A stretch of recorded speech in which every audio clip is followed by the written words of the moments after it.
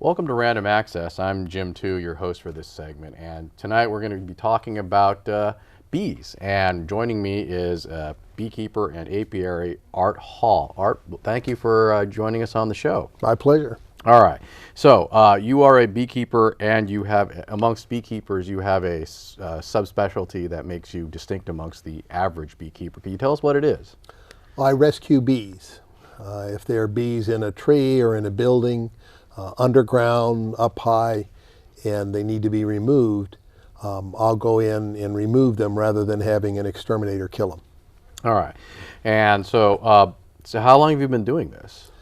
Well, I grew up on a farm, so I've been around bees all my life. And about 10 years ago, I got interested in bees. My wife pointed out that there was colony collapse disorder and the bees were dying. And I had bees come into my backyard and inhabit a retaining wall 3 different times. And on the 3rd time, I decided it was probably a good idea for me to learn how to remove them. Okay. So I've been removing bees for quite a while. All right.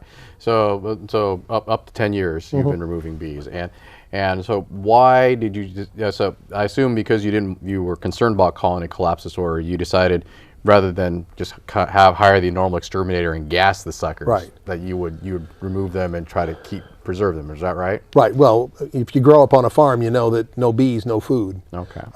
So I'd worked in the trades, so I knew how buildings were built, and I'd built commercial buildings, so I knew how commercial buildings and factories were built. So then once you know about the bees and you know how stuff's built, then you can take it apart, retrieve the bees. All right. So for someone who doesn't know how to remove bees, can you tell us, like, how do you remove bees in a humane manner? In a humane manner?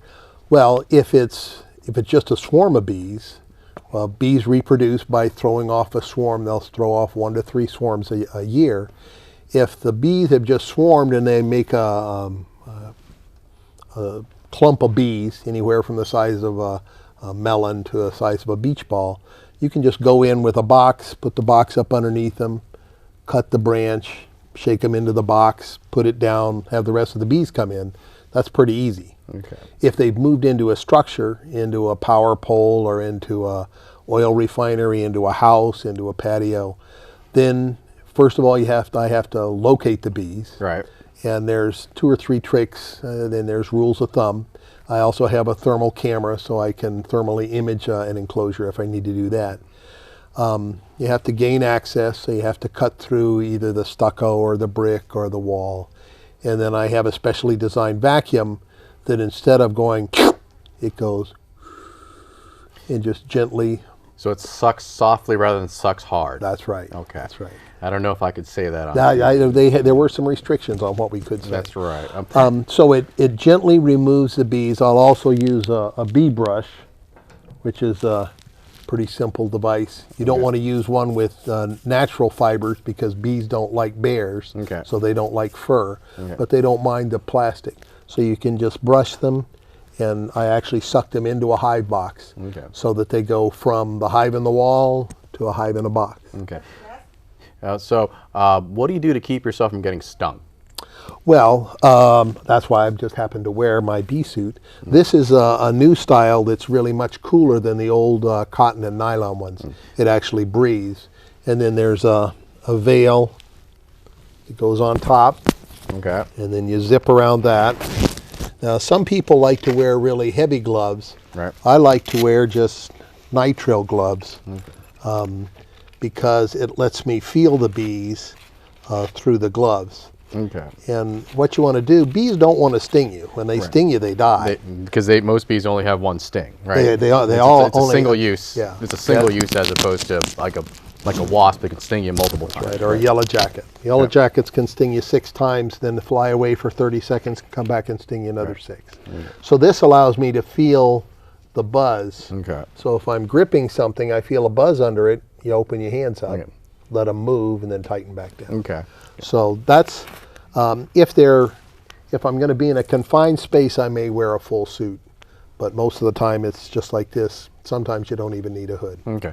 So we have a picture. We have a picture here. You provided us. The one on the picture on the left here looks like what you have here, with a little bit more elaborate. And is that what you wear before the cut out? Yeah, that's a full suit, and the only reason that I was wearing that was because there were 5 colonies. This is in Palo Alto. This was where they put up some housing development on Evelyn, and the concrete blocks were so hard that it took an air hammer to take them apart. Okay. Well, when you're air hammering bees, they're usually not happy, Well, and so that's why I wore a full suit for that. Okay. Did you, well, if you're using an air hammer on concrete, were you also wearing some sort of respirator or dust mask? I was wearing a dust mask safety glasses, a fall harness with a dynamic lanyard. So it was a pretty involved job. Okay. So if you're, let's say, like a property owner or someone who has bees on their property, swarming on their property somewhere, and you're just purely weighing the economics of, do I hire the exterminator, do I call you? Sure. In terms of cost, what's the cost comparison? If you look at the total cost, if an exterminator comes in and kills the bees, Right. You have no bees typically for about a week to 2 weeks. Right. Okay.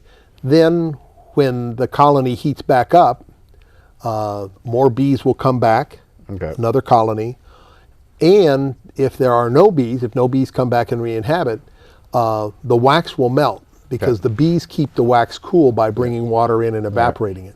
So you now have the wax collapses. Right. So now the honey comes out of the wax and it oozes down. It congeals and stuff. Well, actually, it'll flow out. Okay. So it will soak through stucco. Right. So you now have mold and honey on the outside of your stucco. And you attract more little critters. More little critters. You have ants, rats, mice, other insects. The pollen often contains the spores for black mold. Ah. Okay. So now you have black mold inside your structure. So the exterminator is going to be less expensive in the short term, but more expensive in the long term. But if you remove the hive humanely, what are the chances of another colony coming back and occupying the same space? If you have somebody who specializes in bee removal, removing the bees humanely, keeping them alive, I also cut out all of the comb. Right. I take the comb and put it into their hive box so they don't lose all of this young. But then that's only about half to 2/3 of the job. Right. The rest of the job is scraping everything down to bare substrate, bare wood, bare brick, and then applying 2 to 3 coats of an odor blocking sealer, and then back sealing with an inert material. Because no matter how tightly you seal everything up, a bee may get back in.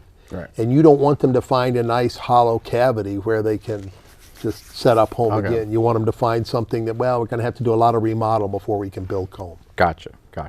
So, anyways, so for people who, again, for the property owner's perspective, like how long does it generally take for you to humanely remove a hive? Depends on how long they've been there. Right. And sometimes people will say, well, they've only been here a couple of weeks. Well, they've noticed. They've noticed them for a couple of weeks. It will take anywhere, a relatively straightforward job will take 2 to 3 hours. More involved job can take a couple of days. Okay. So it depends. Are they up high? Am I going to have to bring in a crane? Am I going to have to build scaffolding? Can I just do it off of a ladder? Okay. So all of those things affect the cost. Okay. Yeah. But so for like a simple job where you're swarming out on a tree a couple hours, right? If they're on a tree, Right. If they're just sitting on a tree and it's ground level, Right. call a beekeeper. Right. I'm a member of 2 or 3 different guilds. I think you'll have posted some of the websites. A beekeeper will typically come and get an easy swarm at no charge. Okay. Or they'll ask for, hey, can you help me cover my gas, or can you make a donation to the Beekeepers Guild? Right. Those are pretty straightforward. They'll usually take an hour, maybe an hour and a half. If they're up high, if there's a risk involved in getting them, sometimes they'll charge. But those are swarms. That's the bees haven't started building any comb. Right. It's just bees. Okay. But if they're in, say, like inside of a building or inside of a wall, then that's where you come in, right? Yeah. Because you know where all the electrical lines and plumbing lines are.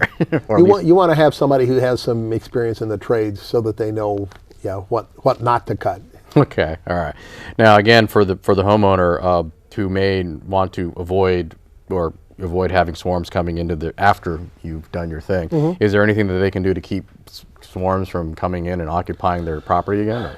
Caulking is your friend. Okay. If you can take a #2 yellow pencil and stick it in a hole or a crack, Right. a bee can come in and make a hive there.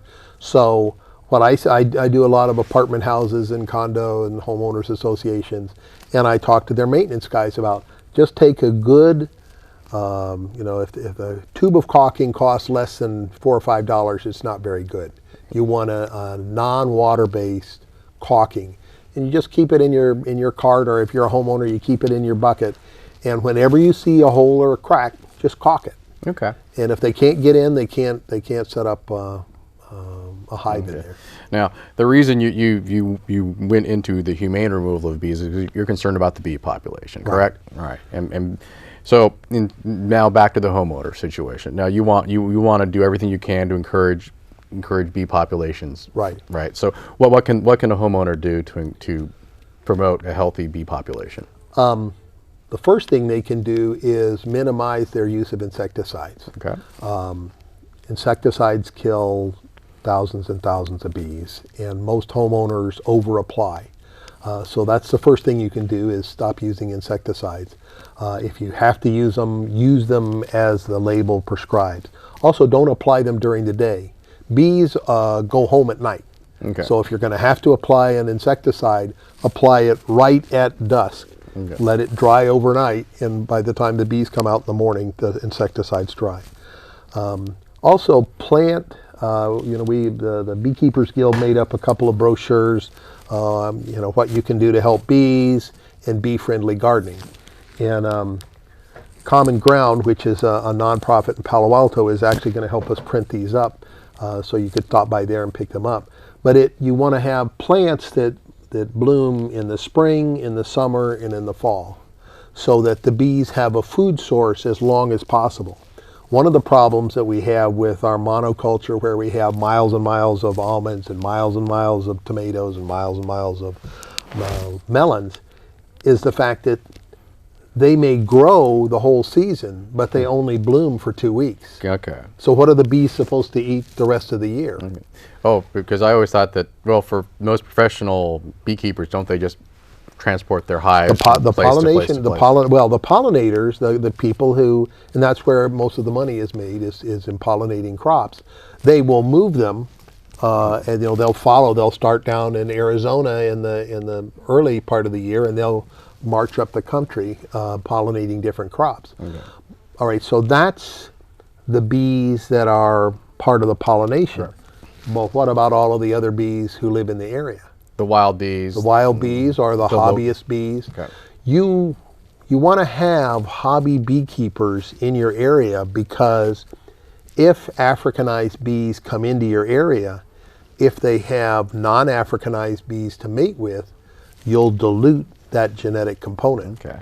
If you don't have any local bees, Then the Africanized bees just come running right. they only mate with more Africanized bees. All right. Hey, Art, we've run out of time, but I'd like to say thank you for coming on the show and showing us all your little pets here. And thank you very much for watching this segment of Random Access.